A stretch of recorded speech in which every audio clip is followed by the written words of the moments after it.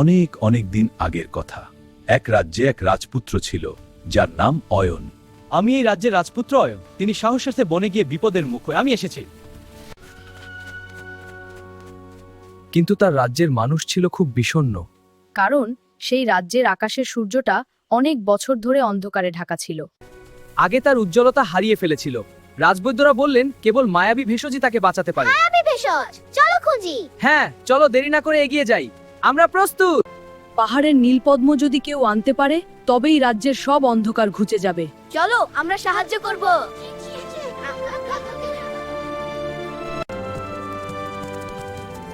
চল পঙ্খিরাজ, নীলপদ্মের সন্ধানে। এ পথ সহজ নয়, কিন্তু আমরা এগিয়ে যাব।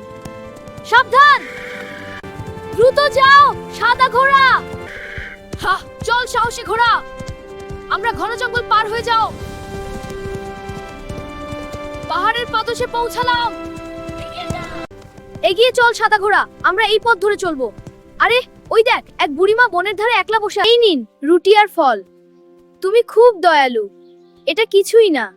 পাহারা দে এক বিশাল ড্রাগন। বিশাল ড্রাগন কোথায়? কিন্তু মনে রাখো, কে আমার ঘুম ভাঙায়? সাবধান, বুদ্ধি দিয়ে এগো। মানুষ, তুমি কি জানো না এখানে ঢোকা নিষেধ? আমি এক নিঃশ্বাসে তো পুড়িয়ে নে। দেখি কত ধানে কত চাল। আমি একটুও ভয় পাইনি। বুড়িমা, তোমার কথা মনে পড়ছে। তোর সাহসের জন্য প্রস্তুত থাক। আমি ভয় পাই না। এবার দেখাচ্ছি।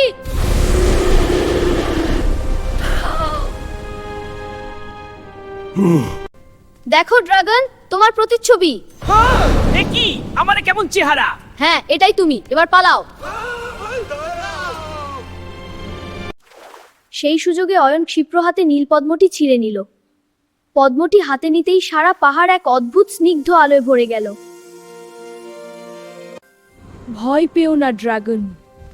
এই পদ্ম আমার হৃদয়ের বিশুদ্ধতা দেখায়। তাহলে তুমি আমাকে সাহায্য কর।